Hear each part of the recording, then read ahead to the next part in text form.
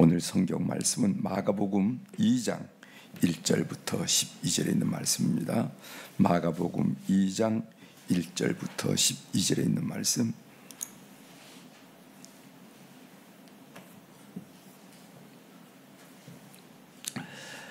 이제 봉독해 드리겠습니다. 마가복음 2장 1절입니다.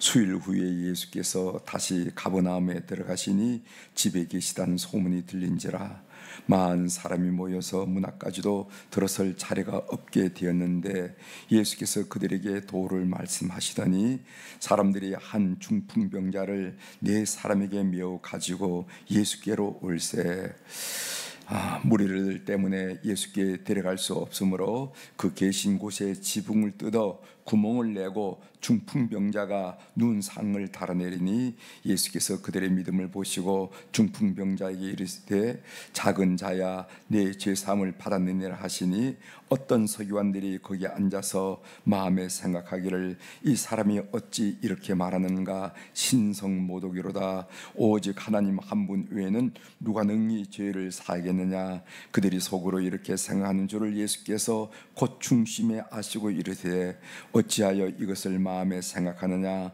중풍병자에게 내 죄사함을 받았느니라 하는 말과 일어나 내 상을 가지고 걸어가라 하는 말 중에서 어느 것이 쉽겠느냐 그러나 인자가 땅에서 죄를 사하는 권세가 있는 줄을 너희로 알게 하려 하노라 하시고 중풍병자에게 말씀하시되 내가 네게 이르노니 일어나 네 상을 가지고 집으로 가라 하시니 그가 일어나 곧 상을 가지고 모든 사람 앞에서 나가거늘 그들이 다 놀라이 하나님께 영광을 돌리며 이르되 우리가 이런 일을 도무지 보지 못하였다 하더라. 아멘. 12절까지 함께 읽었습니다.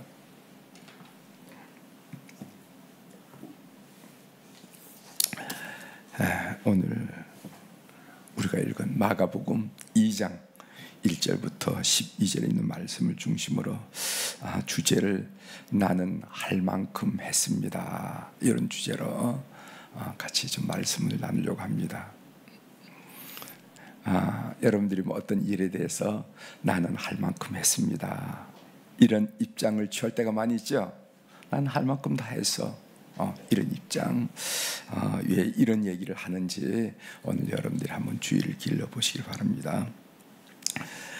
국민일보에 보면은 한마당이라 하는 그런 코너가 있는데 며칠 전에 이 손병호라는 논설위원이 그 제목을 뭐로 했냐면은 다음은 너 젤렌스키의 경고 뭐 이런 주제로 제목으로 글을 쓴 내용이 있습니다. 그 내용이 뭐냐면은 다음은 너 젤렌스키가 유럽을 향해서 경고를 하는 거예요. 왜 경고를 하냐면은 이제 유럽이 후원하던 것들이 이제 거의 끊어지니까 유럽 사람들이 한 얘기입니다. 이게 남의 일처럼 보는데 이제 러시아가 이제 그 우크라이나를 점령하고 그러면은 다른 데도 위험하다는 거예요. 폴란드도 위험하고 또 나가 독일도 위험하고 나가 불란스도 위험하고 다음은 너다 하는 그런 내용을 쓰는 거예요. 그러니까 한번 그 부분을 제가 여러분들에게 한번 좀 소개해드리도록 하겠습니다. 이분이 글을 누구의 그 시를 인용하면서 글을 시작했냐면은 마르틴 니멜레라 하는 목사님의 시를 이용했습니다. 여러분 반나치 운동하면 여러분들이 선뜻 기억하는 것이 본 헤퍼 생각하시죠? 본 헤퍼. 그런데 본 헤퍼 같은 그런 입장에 있었던 반나치 운동을 하던 목사님이 여러 분 계시는데 그분 중에 니멜레라 하는 분이 계세요. 이 니멜레가 어떤 시를 썼나 하면은 처음 그들이 왔을 때 이런 시를 썼는데 그 시를 인용했습니다. 나치가 공산주의자들을 잡으러 왔을 때 난 침묵했다. 내가 공산주의자는 아니니까. 그들이 노조원들을 잡아갈 때도 침묵했다. 난 노조원도 아니니까. 그들이 유대인을 끌고 갈 때도 난 침묵했다. 난 유대인도 아니니까. 그런데 그들이 날 체포하러 왔을 때 날 지켜줄 이가 아무도 남아있지 않았다 라는 그런 시입니다. 처음 그들이 왔을 때 그 시의 일부분이에요. 침묵의 대가로도 불리는 이 시는 이 사회적 연대가 얼마나 중요한지를 강조할 때 늘 인용하는 시라고 그렇게 합니다. 이 블로디미르 젤렌스키 우크라이나 대통령이 지난 1일 날 영국 이코노미스트와 인터뷰를 할 때 이 시를 연상케 하는 얘기를 했다는 겁니다.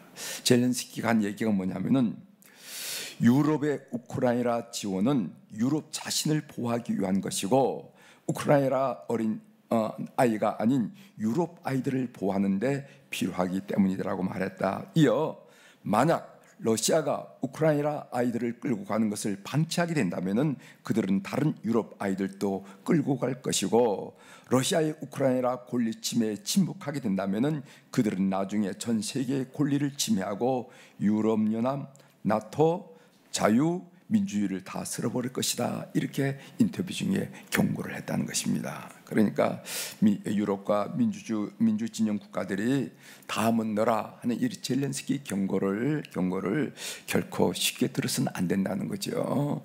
그렇게 얘기를 한 내용입니다. 제가 오늘 이 시를 이제 마지막 부분에서 여러분들과 함께 나누려고 하는데 이 시를 인용한 이유를 그때 알게 될 겁니다. 오늘 이 본문은 예수님이 중풍병자를 고친 일입니다. 이 본문을 읽어보면 여러분들이 이해하기 어려운 부분이 없어요. 쉽게 이해할 수 있는 부분인데 본문을 좀 구체적으로 좀 한번 좀 살펴보려고 합니다. 여러분 4절 한번 보십시오. 4절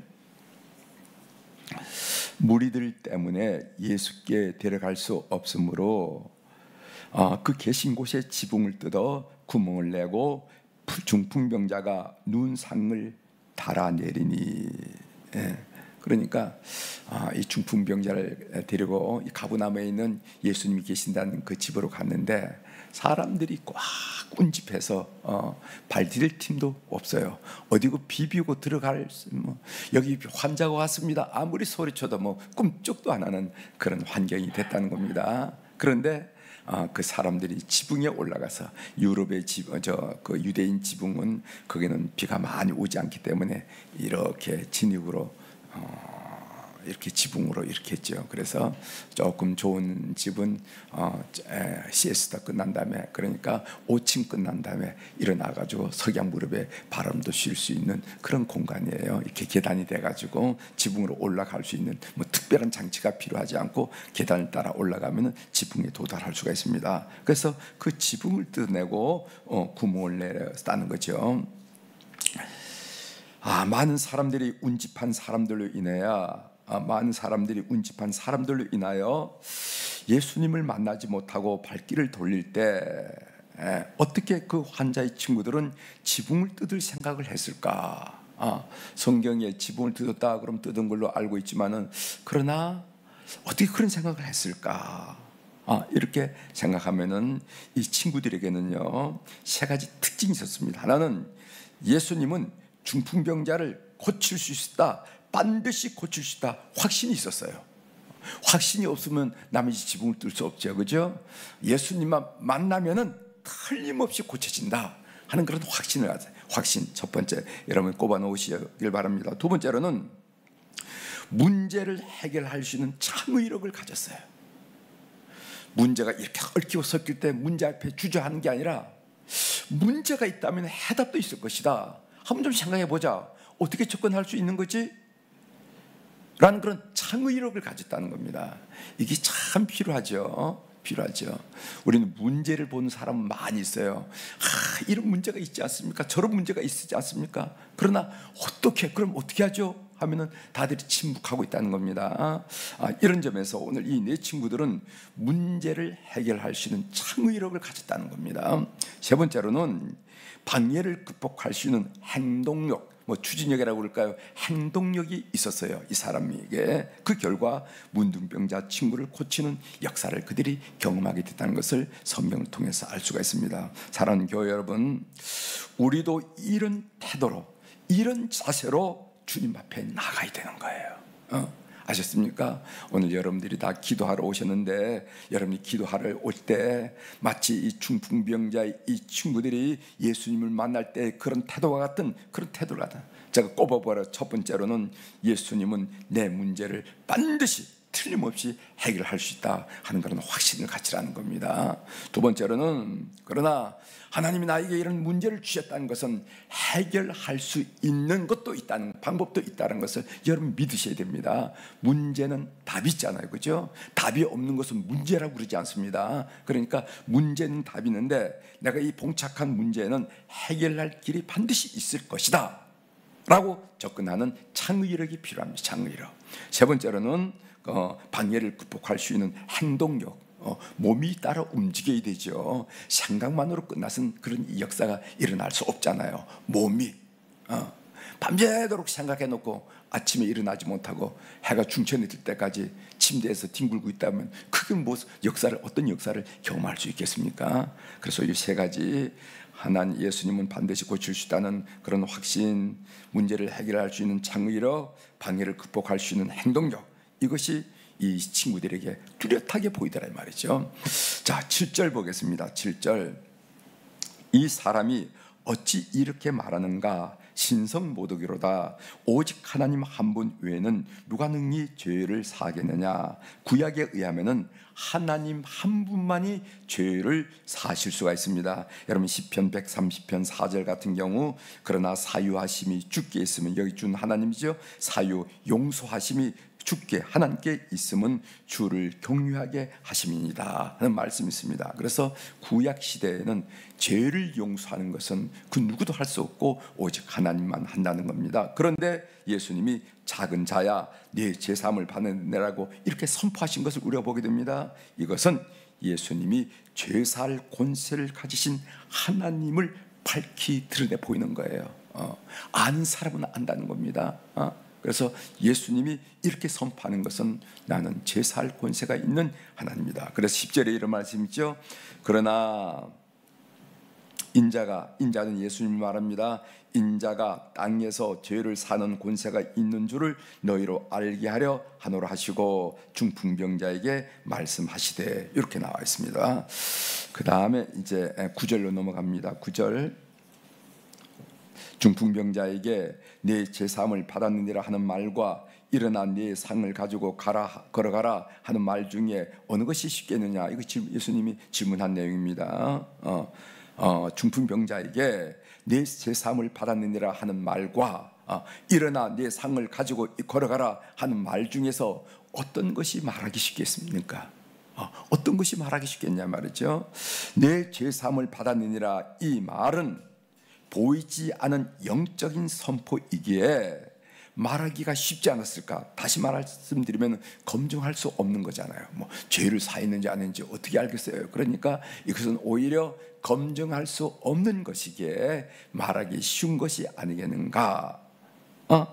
두 번째로, 일어나 네 상을 가지고 걸어가라, 이 말은 눈에 보이는 당장 들통이 나는 일이니까 말하기가 어렵지 않을까? 당장 검증할 수 있으니까 말하기 어려울 것이 아니겠는가? 그러나 사실은 첫 번째, 내 제사함을 받았느란 말이 말하기가 더 어렵다는 겁니다. 왜냐하면은 그것은 신성모독과 연결되기 때문에 내 목숨과 관계가 있는 얘기라는 거예요.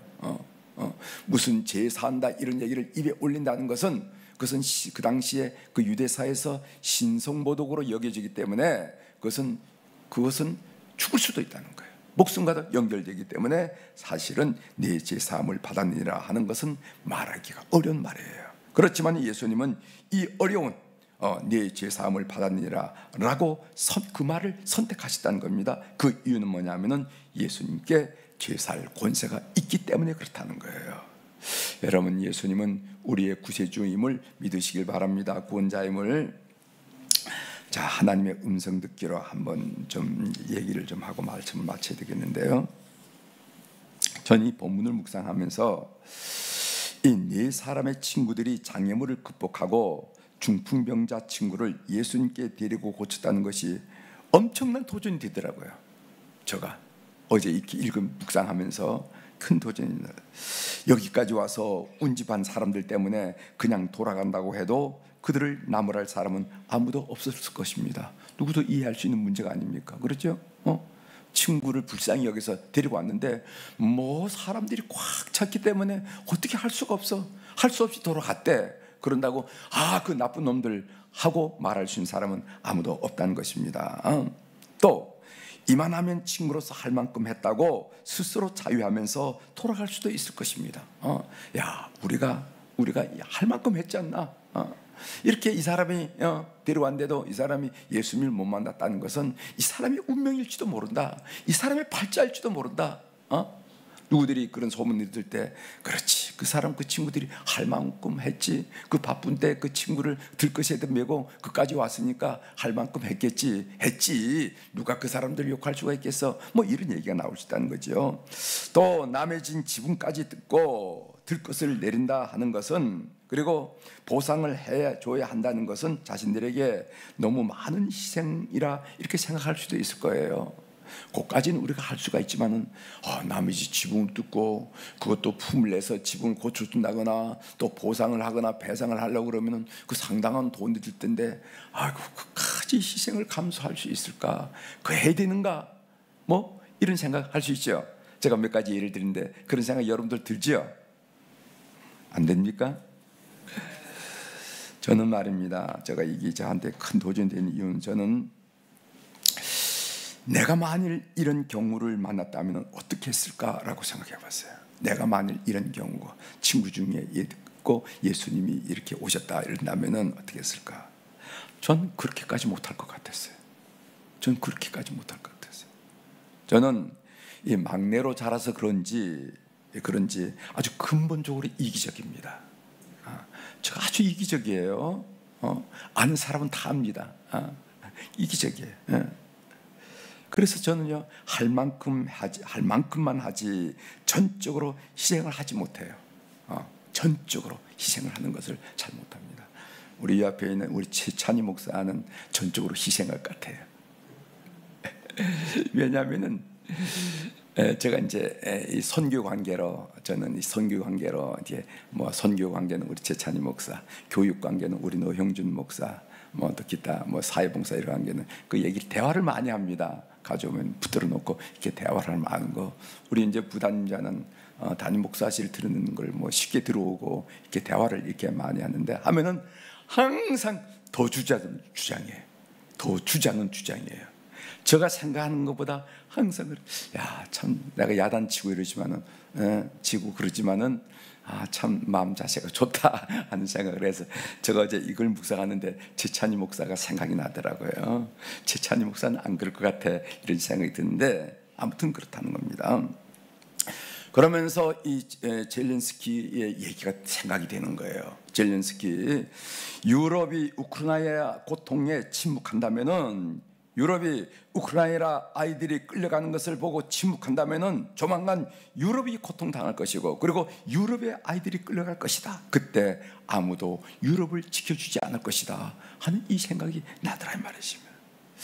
그렇습니다. 그날에 내가 이해를 받으려면은 그만큼 이해해줘야 됩니다. 그날에 내가 정말 사람들부터 도움을 받으려면은 그만큼 도와줘야 된다는 거죠. 그날에 내가 섬김을 받으려면은 그만큼 남을 섬겨줘야 된다는 겁니다. 그날에 내가 사랑을 받으려면은 그만큼 사랑해 줘야 된다는 거예요. 오늘 이 이치를, 오늘 이렇게 그 중풍병자 들린 사람을 그 데리고 그 남의 지붕까지 뜯어서 내리면서 그 보상해 줘야 되는 거 아닙니까? 그런까지 감당하면서 그 했던 그 예를 보면서 그렇구나 하면서 나를 대비해 보니까 한참 모자람을 느꼈기 때문에 제가 여러분들께 말씀을 드리는 겁니다. 여러분 마태복음 7장 12절 우리 주님이 말씀하셨지요. 그러므로 무엇이든지 남에게 대접을 받고자 하는 대로 너희도 남을 대접하라. 이것이 율법이요 선지자니라. 이렇게 말씀하셨어요.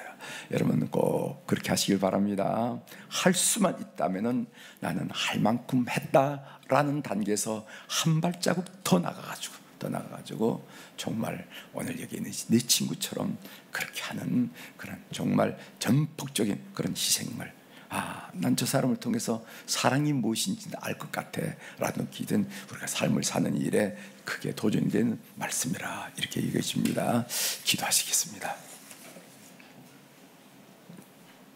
하나님 아버지, 우리가 어릴 때부터 성경을 통해서 운집회에 있는 군중들, 그리고 들것에 4명의 친구가 그 친구 중풍병자를 들것에 싣고 와서 데리고 와서 어쩔 줄 몰라 하다가 그 지붕 위로 올라가서 지붕을 뜯어서 내렸던 그런 성화도 많이 보고 설명도 많이 들었습니다.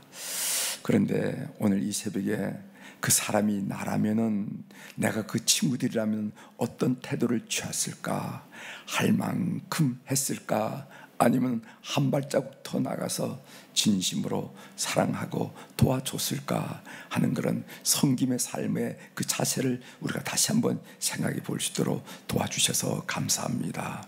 하나님, 우리 모든 새벽에 나온 우리 교우들로 하여금 할 만큼 했지라고 스스로 인정하고 주변 사람들이 인정할 정도가 아니라 한 발자국 더 나가서 주님을 닮는 우리 성도들, 그리스도의 제자들이 될 수 있도록 은혜를 베풀어 주시옵소서. 오늘 또 우리 사랑하는 교우들이 주님 앞에 귀한 물질을 올려드렸습니다. 이 물질이 하늘에서 그냥 뚝뚝 떨어진 것이 아니라 우리의 발품, 우리의 굳은 살, 우리의 눈물, 우리의 땀, 우리의 잠 못 이루는 밤, 이것이 모두 응결된 소중한 물질이라는 것은 하나님이 먼저 아실 줄 믿습니다. 이 물질을 겸손히 주의 제단에 올려드리면서 주님을 바라봅니다. 주님, 우리 삶 속에 개입하시고 우리 삶 속에 역사하시고 그 자상 손길로, 그 따뜻한 그 손길로 우리의 삶을 이끄셔서 예수 이름으로 승리하는 것을 오늘 또 내일 또 경험하도록 이 물질을 연락하여 주시옵소서. 하나님, 1월 8일, 9일, 10일 이렇게 이제 사흘 동안에 저희들 부흥회를 갔습니다. 하나님 아버지, 참으로 연초에 갖는 이 부흥회를 통해서 우리가 한 해 365일을 살 때 말씀으로 무장하기를 원합니다. 영적인 전투에서 승리할 것을 기대합니다.